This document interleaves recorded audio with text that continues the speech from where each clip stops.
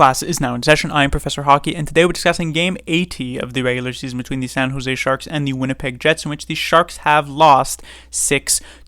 The Sharks actually came into this game up 2-0 against the Winnipeg Jets in the season series, and this was an opportunity to try and sweep it completely, which would have been pretty crazy considering the Sharks are one of the worst teams in the league, while the Jets are actually a playoff team. So the fact that this was even an opportunity was rather surprising. However, it also very much showed what exactly the stakes were for both of these teams coming into this game. One team had a ton to play for, a ton on the line, and the other team was the San Jose Sharks. You see, the Winnipeg Jets are mired in an extremely intense and close playoff race for the final spot in the Western Conference, that second wildcard spot. The Calgary Flames and the Nashville Predators are all vying and all within just a couple of points of each other, at least coming into the night, to try and get that final spot. So the Jets, they really wanted to get this win. Meanwhile, the San Jose Sharks, they do have their own goal, I guess, to play for, which is trying to get Erik Karlsson to that 100-point mark.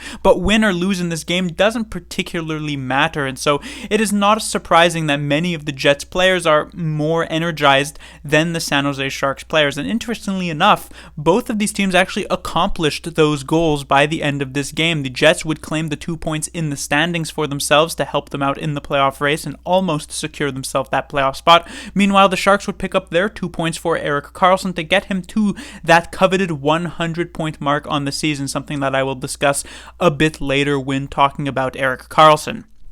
Now, speaking of this game in general, this was the third straight game in which the Sharks have given up 6 goals. That is a not very good stretch of games. If it happens just one time, it's a fluke. If it happens a couple times in a row, bad couple games there. But if it happens 3 times in a row, there's very much an issue with the goaltending, with the defense, and it's been pretty clear through the 80 games of this season that is a long-standing issue on the year for the San Jose Sharks. The goaltending has been pitiful for the vast majority of this season, either Kähkönen or James Reimer, and the defense has left a lot to be desired, though on paper that doesn't really surprise too many people.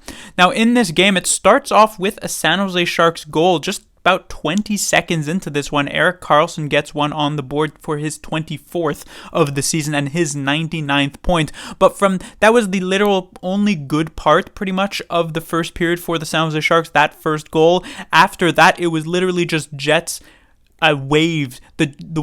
The Jets were coming at the Sharks in waves, shift after shift after shift, whether first line to second line to third line to fourth line. The Jets were just all over San Jose. And this is a situation where they end up scoring 3 goals to make it 3-1 at the end of the first period. These weren't just 3 goals off the rush, a period in which, it was relatively even, so to speak. This was a first period in which the Sharks were absolutely dominated. Probably one of the most one-sided periods we have seen thus far this season. It was absurd how much better the Winnipeg Jets looked than the San Jose Sharks.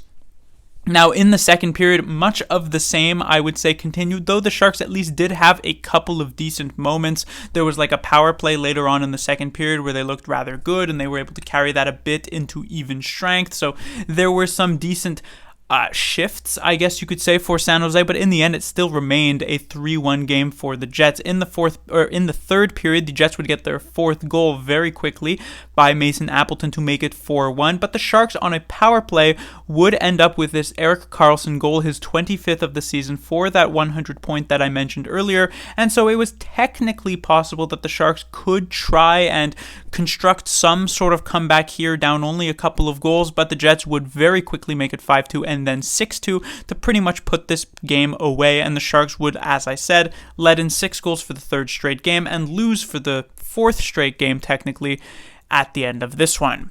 Moving on to the standings, we did have some developments. So the last time I talked about the standings, the Sharks had 79 games. The 3 teams below him, the Ducks, the Blackhawks, and the Blue Jackets, all had 78 games. But there has been some movement, and the big one is that the Ducks, in their last couple of games, went into overtime in both of them. Unfortunately for San Jose, they were losers in overtime, but that does still put them at 58 points in 80 games. The major problem is even a single win in their last couple of games would not have them past San Jose. They have to not only win one game, but at the very least get an overtime loss in the other one, if not win both to end the season. Had they managed to actually win both of those overtime games against the Coyotes and the Avalanche, it would have been a pretty interesting situation here, but instead it looks like the Ducks will almost certainly finish below San Jose in the standings. When it comes to the Blackhawks and the Blue Jackets, they have played one game since, and they have both lost, so they continue to sit at 56 points for 79 games. I would give them actually higher odds of passing San Jose than the Anaheim Ducks, but in all three cases, it feels as though the Sharks very much are stuck in that fourth last spot. Moving on to the players to talk about, I was actually considering not really talking about any players and kind of doing the same thing that I did for the Colorado Avalanche game a few weeks back when they got absolutely crushed 6-0. But the thing is that David Quinn went right to the blender for these lines, and I thought many of these were rather interesting to talk about. So let's actually start off with the top line. Hertl, Couture, and Peterson. Yes, that is right. Hertl moves from the center spot to the wing spot. Now, for those who may not remember, Hertl was originally playing on the wing for the San Jose Sharks when he was drafted, as the team did not feel him ready to play in that center role. But that was always the ultimate goal for Tomas Hertl, and he eventually, of course, reached that goal. Now, I don't remember exactly the last time Hertl actually was slotted to play the wing for a particular game. It feels like it must have been like multiple years. It's possible that there's like a game or two that I just don't really remember where this did happen, but it's definitely not a common situation, and yet the Sharks decide to load up this first line. When they started this season, the Sharks had top six players: Meier, Barabanov, Couture, and Hertl. Barabanov is currently injured. Meier has been traded to the New Jersey Devils, so the Sharks only running with two top six forwards in their lineup at this point, and both have been put on the first line. Joining them was Jacob Peterson, which is obviously sort of kudos to him and shows just how well he has actually been doing since he was acquired from the Dallas Stars a few weeks back. Now, this first line was, I would say, definitely the Sharks' best line of the night, and that's not really that much of a surprise considering they really loaded up for it, but it still wasn't even all that great considering the Sharks still got absolutely crushed by the Winnipeg Jets. It was the best of the worst. I continue to very much enjoy Jacob Peterson as a player for the San Jose Sharks. Definitely gives me Barabanov vibes, even though he is actually on pace over a 82-game season for a good amount of points that might scream like, oh, is he a strong first-liner, 70-point kind of guy? I don't necessarily get that sort of play driving from him, so he seems more so in line for potentially, this is if he manages to reach that ceiling of like a 50-point kind of guy. Not saying that that's going to happen. It's very possible he just falls off a cliff going into next season, but right now there are hopes, and it reminds me of that Barabanov trade from a few years ago when he was picked up from the Leafs, and he ended up with something like 9 points in the last 9 games of that particular season, or 9 points in 6 games, or something like that. When it comes to the second line, we had Zetterlund and LeBanc being centered by Steven Lorentz. So Lorentz, who has been pretty much stapled to the Sharks' fourth line for the vast majority of this season, is given an opportunity on the second line as the Sharks' second line center, perhaps like a promotion just based off of merit from David Quinn, because Lorentz obviously had been doing very well over the past few games as the fourth line center, so he jumps up to the second line center and actually still looks okay. Again, in the context of this game where the Sharks looked awful, he looked okay. That was nice to see. I was also rather impressed with Fabian Zetterlund, potentially one of the better Sharks forwards for the San Jose Sharks here tonight. He actually had a couple of nice plays, which is saying more than pretty much all of the other players for San Jose. And meanwhile, I felt as though Kevin Labanc, a bit of the weak link on this line. When it comes to the third line, then, we had Sturm reunited with Noah Gregor as well as Evgeny Svechnikov. Svechnikov honestly has been very bad for each of the past few games and has just been kind of dragging down whatever line he's been on, mostly this third line. Perhaps not fully healthy after that injury kept him out for an extended period of time. I'm not entirely sure, but he definitely looks a lot worse than he did before the injury. When it comes to Noah Gregor, also kind of continues a bit of a downward trend. He had been so good for those couple of weeks, but in these last couple of games, it just really hasn't continued for him. It's just basically been the real issues that have plagued Noah Gregor's game for his entire career.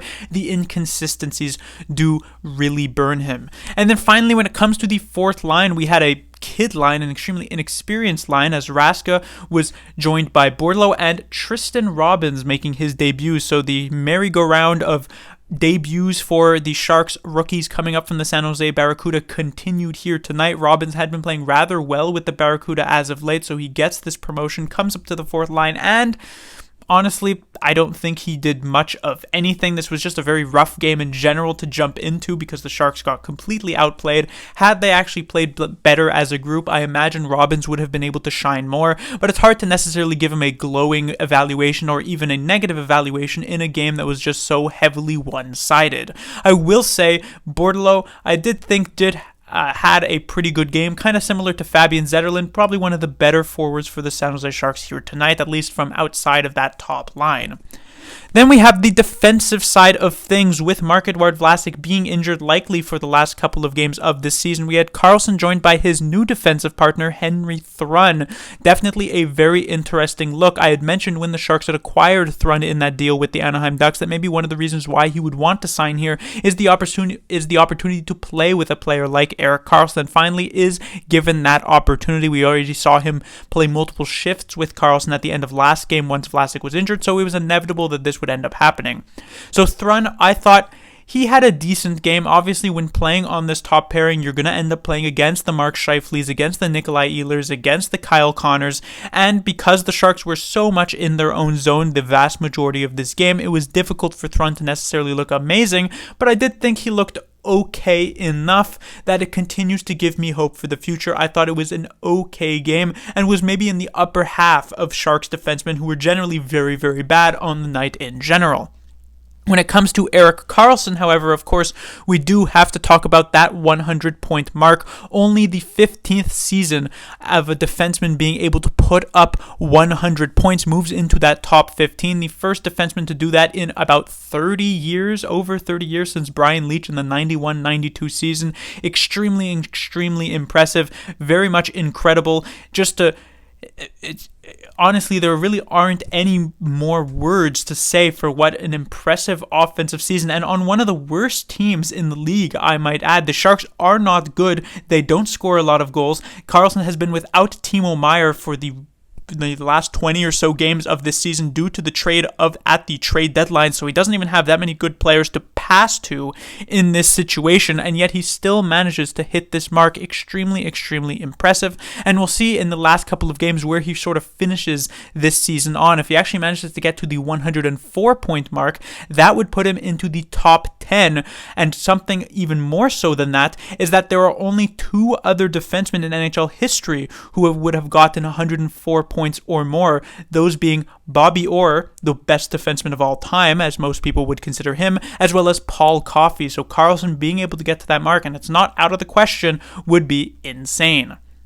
When it comes to the other defensemen in this game, I actually want to talk about the bottom pairing for the San Jose Sharks of McDonald and Knyzhov. So after McDonald had played 3 games as a forward for the San Jose Sharks, where I praised him time and time again, he goes back to the defensive side of things, and it was an absolute disaster. McDonald is not good defensively. That is the absolute bottom line situation here. And what is actually quite interesting is that the highest ice time player for the San Jose Sharks was surprisingly not Erik Karlsson, who didn't even hit the 20-minute mark, but it was instead Jacob McDonald playing over 21 minutes. Now, I could say, oh, why is David Quinn playing Jacob McDonald this much minutes? And that is very much the case. I mean, McDonald has played an absolutely absurd amount of minutes on the defensive side of things, even though he's not particularly good. But a big reason for why this might be the case is that he was stuck on the ice for multiple extended shifts in the defensive zone in this particular game. It was just not good, and his defensive partner also doesn't really catch much of a break. Nikolai Knyzhov called back up to play in this particular game with Shemek out, I don't know if with injury or healthy scratch situation, and with Vlasic injured. there was a space for Knyzhov to come in, and I love Knyzhov. I really like him as a defenseman, but it was not a good night for him at all. You could say that maybe McDonald was dragging him down, but generally both of these players clashed heavily, and they were in the defensive zone 99% of the time, it felt. And then finally, we have the goaltender, James Reimer, gets the start here against the Winnipeg Jets. No surprise after his insane performances. Probably his two best performances of the entire season came in those first two games against the Winnipeg Jets, so he's given another opportunity to try and steal this game for San Jose, but not to be. Lets in 6 goals. Most of these goals honestly can't really be faulted him, but still 6-2 loss for San Jose. That will do it for this review. The Sharks will be back in action on Wednesday, where they will take on the Calgary Flames. Now, depending on the result of the Flames game here tonight against the Nashville Predators, we'll see if whether or not the Flames are even still in the playoff race. They, I believe, need at least a point to remain alive in that particular situation. And so if the Sharks thought the Jets were going to come at them in waves here tonight because of how desperate they were, the Flames are likely to be in the same situation. Class dismissed.